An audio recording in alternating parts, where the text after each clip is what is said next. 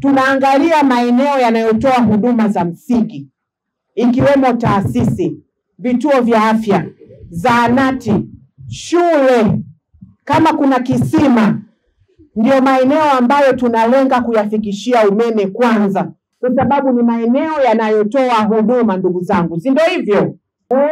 Tunataka kina mama wakienda kwenye kituo cha afya waweze kujifungulia maeneo ambayo yana umeme, zile mashine na mitambo ambayo inatumika iweze kutumika hivyo. Kama kuna chanjo ziweze kuhifadhiwa, watoto wetu wapate chanjo kwa wakati, kwenye vituo vya afya, kwenye zahanati, lakini kwenye visima vya maji pamoja na shule. Mheshimiwa Rais ametoa hela nyingi sana kwa ajili ya elimu bila ada, wanafunzi waweze kusoma vizuri, ndugu zangu. Kwa hiyo wote kipaumbele ni taasisi, kwa sababu ni maeneo yenye huduma ambayo yanatunufaisha sisi wote, na sio kwamba mtaa umerukwa, labda kuna mtu amefanya jambo kujipendelea umeme uende sehemu nyingine. Nataka niwaambie ndugu zangu, watumishi wetu hawa wanafanya kazi nzuri sana. Kwa kweli wanafanya kazi ngumu sana.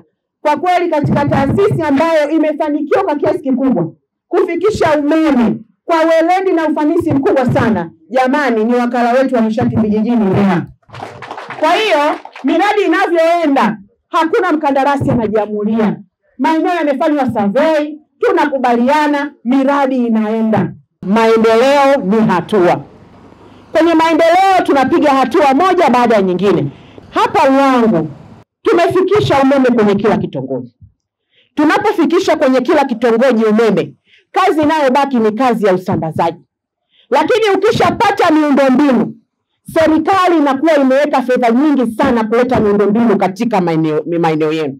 Kwa hiyo kwa kazi hiyo tu ya Mheshimiwa Rais kutafuta fedha, kuwakumbuka watu wa Ruangwa na kuleta miundombinu ili kazi inayobaki iwe ya usambazaji, kwa kweli Mheshimiwa Rais, ndugu zangu, anastahili maua mengi sana. Tumpigie makofi ndugu zangu.